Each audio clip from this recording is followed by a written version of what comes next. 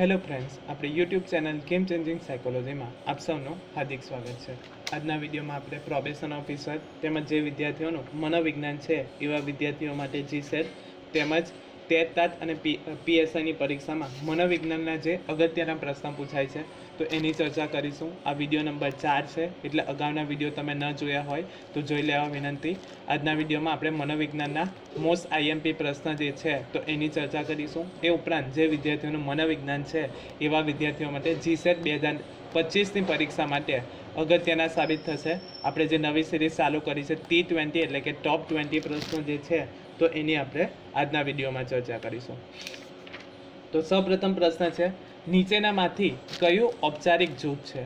અગત્યનો પ્રશ્ન છે. ઓપ્શન એ માતા પિતા, ઓપ્શન બી રાજકીય પક્ષ, ઓપ્શન સી કુટુંબ અને ઓપ્શન ડી મિત્રો.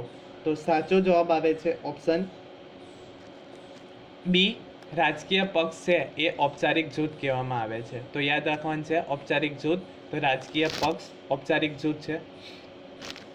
ત્યાર પછીનો પ્રશ્ન છે, વ્યક્તિની સામાજિકતા, મૂલ્યો, વલણો, પ્રેરણાઓ અને આદર્શો કયા જૂથમાં વિકાસ પામે છે? ઓપ્શન એ પ્રાથમિક, ઓપ્શન બી પરકીય, ઓપ્શન સી ગૌણ અને ઓપ્શન ડી સ્વકીય. તો સાચો જવાબ આવે છે ઓપ્શન એ પ્રાથમિક જૂથમાં વ્યક્તિની સામાજિકતા, મૂલ્યો, વલણો, પ્રેરણાઓ અને આદર્શો એ પ્રાથમિક જૂથમાં વિકાસ પામે છે. ત્યાર પછીનો પ્રશ્ન છે, નીચેનામાંથી કયું અનૌપચારિક જૂથ છે? ઓપ્શન એ શાળા, ઓપ્શન બી રાજકીય જૂથ, ઓપ્શન સી કુટુંબ અને ઓપ્શન ડી વ્યવસાયિક જૂથ. તો અનૌપચારિક જૂથ કયું છે? તો કુટુંબ એ અનૌપચારિક જૂથ છે. ત્યાર પછીનો પ્રશ્ન છે, ધમકી, હતાશા કે સંઘર્ષની એવી પરિસ્થિતિ કે જે વ્યક્તિની શારીરિક કે માનસિક શક્તિ પર ભારરૂપ બને છે તો એને શું કહેવામાં આવે છે? ઓપ્શન એ મનોભાર, ઓપ્શન બી કુસમાયોજન, ઓપ્શન સી હતાશા અને ઓપ્શન ડી સમાયોજન. તો સાચો જવાબ આવે છે ઓપ્શન એ મનોભારની પરિસ્થિતિમાં વ્યક્તિ ધમકી, હતાશા કે સંઘર્ષની એવી પરિસ્થિતિ જે વ્યક્તિની શારીરિક કે માનસિક શક્તિ પર ભારરૂપ બને તો એને મનોભાર તરીકે ઓળખવામાં આવે છે. ત્યાર પછીનો પ્રશ્ન છે, કઈ કસરતો વ્યક્તિની સહનશક્તિ અને મનોભારના પ્રતિકારની શક્તિમાં વધારો કરે છે? ઓપ્શન એ સારી ઊંઘ, ઓપ્શન બી દોડવું અથવા તો ચાલવું, ઓપ્શન સી સાયકલ ચલાવવી અને ઓપ્શન ડી ધ્યાન અને ઝેન. તો સાચો જવાબ આવે છે ઓપ્શન ડી ધ્યાન અને ઝેનની કસરતોમાં વ્યક્તિની સહનશક્તિ અને મનોભારના પ્રતિકારની શક્તિમાં વધારો થાય છે. તો યાદ રાખવાનું છે કઈ કસરતો વ્યક્તિની સહનશક્તિ અને મનોભારની પ્રતિકારની શક્તિમાં વધારો કરે છે? તો ઓપ્શન ડી ધ્યાન અને ઝેનની કસરતો દ્વારા વ્યક્તિની સહનશક્તિ અને મનોભારના પ્રતિકારની શક્તિમાં વધારો થાય છે. ત્યાર પછીનો પ્રશ્ન છે, કઈ વિકૃતિ ધરાવનાર વ્યક્તિ ઉત્સાહ વગરની રમૂજ વૃત્તિ વિનાની જોવા મળે છે? ઓપ્શન એ પરિહાર વ્યક્તિત્વવાળી, ઓપ્શન બી આભ્રત વ્યક્તિત્વવાળી, ઓપ્શન સી છિન્ન વ્યક્તિત્વવાળી અને ઓપ્શન ડી સીમારેખીય વ્યક્તિત્વવાળી. તો સાચો જવાબ આવે છે ઓપ્શન સી છિન્ન વ્યક્તિત્વવાળી વિકૃતિ જે ધરાવનાર વ્યક્તિ છે એ વ્યક્તિ ઉત્સાહ વગરની અને રમૂજ વૃત્તિ વિનાની જોવા મળે છે. ત્યાર પછીનો પ્રશ્ન છે, નૈસર્ગિક પર્યાવરણ સાથે સંબંધિત વિકૃતિમયનું વર્ગીકરણ કોણે દર્શાવ્યું છે? ઓપ્શન એ ફેડરિક દ્વારા, ઓપ્શન બી મોનિસ દ્વારા, ઓપ્શન સી જેફરસન દ્વારા અને ઓપ્શન ડી હિટ્સફેલ્ડ દ્વારા. તો સાચો જવાબ આવે છે ઓપ્શન એ ફેડરિક દ્વારા નૈસર્ગિક પર્યાવરણ સાથે સંબંધિત વિકૃતિ ભયનું વર્ગીકરણ દર્શાવવામાં આવ્યું છે. ત્યાર પછીનો પ્રશ્ન છે, કોના મત અનુસાર સ્વપ્ન એ અજાગ્રત મનના રાજમાર્ગો છે? Option A Adler, option B Freud, option C Ellis અને ઓપ્શન ડી સ્કિનર. તો સાચો જવાબ આવે છે ઓપ્શન બી ફ્રોઇડના મતે સ્વપ્ન એ અજાગ્રત મનના રાજમાર્ગો છે. એટલે કે સ્વપ્ન જે છે એ અજાગ્રત મનના રાજમાર્ગો છે, એના કારણે જ વ્યક્તિ ઊંઘી શકે છે. ત્યાર પછીનો પ્રશ્ન છે, નાગરિકોના વર્તન અંગેની સમસ્યા કઈ છે? ઓપ્શન એ વિદેશી અસરો, ઓપ્શન બી કાયદો અને વ્યવસ્થા જાળવવામાં મુશ્કેલી, ઓપ્શન સી આળસ અને ઓપ્શન ડી રાષ્ટ્રીય ચારિત્રનો અભાવ.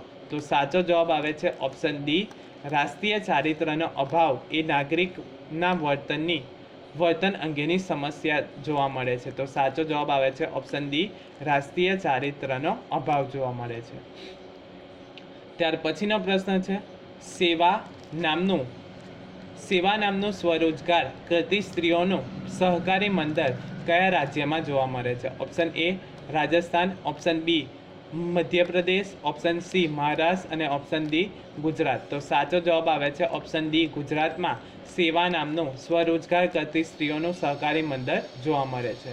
ત્યાર પછીનો પ્રશ્ન છે, મધ્યવર્તી સ્થિતિના કયા માપને સરાસરી પણ કહેવામાં આવે છે? ઓપ્શન એ મધ્યસ્થ, ઓપ્શન બી બહુલક, ઓપ્શન સી મધ્યક અને ઓપ્શન ડી સહસંબંધ. તો સાચો જવાબ આવે છે ઓપ્શન સી, મધ્યકનું જે માપ છે તો એને સરાસરી પણ કહેવામાં આવે છે. તો સાચો જવાબ આવે છે મધ્યક. ત્યાર પછીનો પ્રશ્ન છે, કઈ ઉપચાર પદ્ધતિ દ્વારા વ્યક્તિ પોતાના વાતાવરણ પર નિયંત્રણ રાખવાનું શીખી શકે છે? ઓપ્શન એ પ્રતીક વિનિમય, ઓપ્શન બી જૈવ પ્રતિપુષ્ટિ, ઓપ્શન સી વિસંવેદનીકરણ અને ઓપ્શન ડી વિસ્ફોટ ઉપચાર. તો સાચો જવાબ આવે છે ઓપ્શન એ, પ્રતીક વિનિમય ઉપચાર પદ્ધતિ દ્વારા વ્યક્તિ પોતાના વાતાવરણ પર નિયંત્રણ રાખવાનું શીખી શકે છે. તો સાચો જવાબ આવે છે ઓપ્શન એ, પ્રતીક વિનિમય. ત્યાર પછીનો અગત્યનો પ્રશ્ન છે, બુદ્ધિ આંકનો ખ્યાલ કોણે આપ્યો છે? ઓપ્શન એ સ્તન દ્વારા, ઓપ્શન બી તર્મન દ્વારા, ઓપ્શન સી રેવન દ્વારા અને ઓપ્શન ડી બીને દ્વારા. તો સાચો જવાબ આવે છે વિલિયમ સ્તન દ્વારા બુદ્ધિ આંકનો ખ્યાલ આપવામાં આવ્યો હતો. તો ઓપ્શન એ સાચો જવાબ છે. ત્યાર પછીનો પ્રશ્ન છે, 8 થી 12 ધોરણના વિદ્યાર્થીઓને શિક્ષણ ક્ષેત્રે માર્ગદર્શન આપવા કઈ કસોટી વપરાય છે? ઓપ્શન એ ફ્લેનેગનની અભિયોગ્યતા વર્ગીકરણની કસોટી, ઓપ્શન બી સામાન્ય અભિયોગ્યતાની કસોટી, ઓપ્શન સી વિવિધલક્ષી અભિયોગ્યતા અને ઓપ્શન ડી વ્યવસાયલક્ષી અભિયોગ્યતા કસોટી. તો સાચો જવાબ આવે છે ઓપ્શન સી, વિવિધલક્ષી અભિયોગ્યતા કસોટી દ્વારા ધોરણ 8 થી 12ના વિદ્યાર્થીઓને શિક્ષણ ક્ષેત્રે માર્ગદર્શન આપવામાં આવે છે. ત્યાર પછીનો ખૂબ જ અગત્યનો પ્રશ્ન, હિપોક્રેટિસના મત મુજબ કેવી વ્યક્તિઓ ઉત્તેજનશીલ અને ક્રોધી હોય છે? ઓપ્શન એ પીળા પિત્તવાળી પ્રભાવવાળી વ્યક્તિ, ઓપ્શન બી કાળા પિત્ત પ્રભાવવાળી વ્યક્તિ, ઓપ્શન સી કફ પ્રભાવવાળી અને ઓપ્શન ડી રક્ત પ્રભાવી. તો સાચો જવાબ આવે છે ઓપ્શન એ, પીળા પિત્ત પ્રભાવવાળી વ્યક્તિ હિપોક્રેટસના મત મુજબ એવી વ્યક્તિઓ ઉત્તેજનશીલ અને ક્રોધી હોય છે. તો સાચો જવાબ આવે છે ઓપ્શન એ, પીળા પિત્ત પ્રભાવવાળી વ્યક્તિ. ત્યાર પછીનો પ્રશ્ન છે, ફ્રોઇડ અજ્ઞાત મન સમજવાનો રાજમાર્ગ કોને ગણે છે? ઓપ્શન એ સ્વપ્ન, ઓપ્શન બી ઉદ્દીકરણ, ઓપ્શન સી દમન અને ઓપ્શન ડી પ્રક્ષેપણ. તો સાચો જવાબ આવે છે ઓપ્શન એ, સ્વપ્ન જે છે તો એને ફ્રોઇડ અજ્ઞાત મન સમજવાનો રાજમાર્ગ ગણે છે. તો સાચો જવાબ આવે છે ઓપ્શન એ, સ્વપ્નને રાજમાર્ગ ગણવામાં આવે છે. અજ્ઞાત મન સમજવાનો રાજમાર્ગ તો સ્વપ્નને ગણવામાં આવે છે.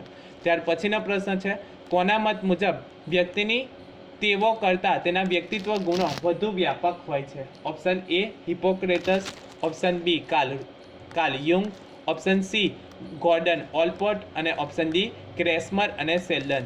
તો સાચો જવાબ આવે છે ઓપ્શન સી, ગોલ્ડન ઓલપોર્ટના મત મુજબ વ્યક્તિની ટેવ કરતાં તેના વ્યક્તિત્વના ગુણો વધુ વ્યાપક હોય છે. ત્યાર પછીનો પ્રશ્ન છે, પ્રતિષ્ઠિત જૂથનું સભ્યપદ શેમાં અભિવૃદ્ધિ કરે છે? ઓપ્શન એ જૂથ સશક્તિમાં, ઓપ્શન બી ધોરણોમાં, ઓપ્શન સી સ્વખ્યાલમાં અને ઓપ્શન ડી મનોવલણમાં. તો સાચો જવાબ આવે છે ઓપ્શન સી સ્વખ્યાલમાં પ્રતિષ્ઠિત જૂથના સભ્યપદ અભિવૃદ્ધિ પામે છે. ત્યાર પછીનો પ્રશ્ન છે, કયા નેતૃત્વમાં નેતાની ભૂમિકા નિષ્ક્રિય નિરીક્ષકની હોય છે? ઓપ્શન એ પોષક કાર્ય, ઓપ્શન બી આપખુદશાહીમાં, ઓપ્શન સી લોકશાહી અને ઓપ્શન ડી મુક્ત. તો સાચો જવાબ આવે છે ઓપ્શન ડી, મુક્ત નેતૃત્વમાં નેતાની ભૂમિકા નિષ્ક્રિય નિરીક્ષણની હોય છે. ત્યાર પછીનો પ્રશ્ન છે, આરોપણના સિદ્ધાંતનો સ્થાપક કોણ છે? Option A Thurstone, option B Fritz Heider, option C Weiner અને ઓપ્શન ડી બોગાર્ટ્સ. તો સાચો જવાબ આવે છે ઓપ્શન બી ફિટ્સ હાઇડર આરોપણના સિદ્ધાંતનો સ્થાપક છે. તો આ અગત્યનો પ્રશ્ન છે. આરોપણના સિદ્ધાંતનો સ્થાપક કોણ છે? તો ફિટ્સ હાઇડર આરોપણ સિદ્ધાંતનો સ્થાપક જોવા મળે છે. એટલે કે આરોપણના સિદ્ધાંતનો પિતા તરીકે કોણ ઓળખાય છે? તો ફિટ્સ હાઇડરને ઓળખવામાં આવે છે. આશા રાખું છું કે તમને આ વિડીયોમાં સમજ પડી ગઈ હશે, અને જો તમને આ વિડીયો પસંદ પડ્યો હોય તો વધુમાં વધુ લાઇક કરો, શેર કરો અને અમારી ચેનલ સબસ્ક્રાઈબ કરો. Thank you.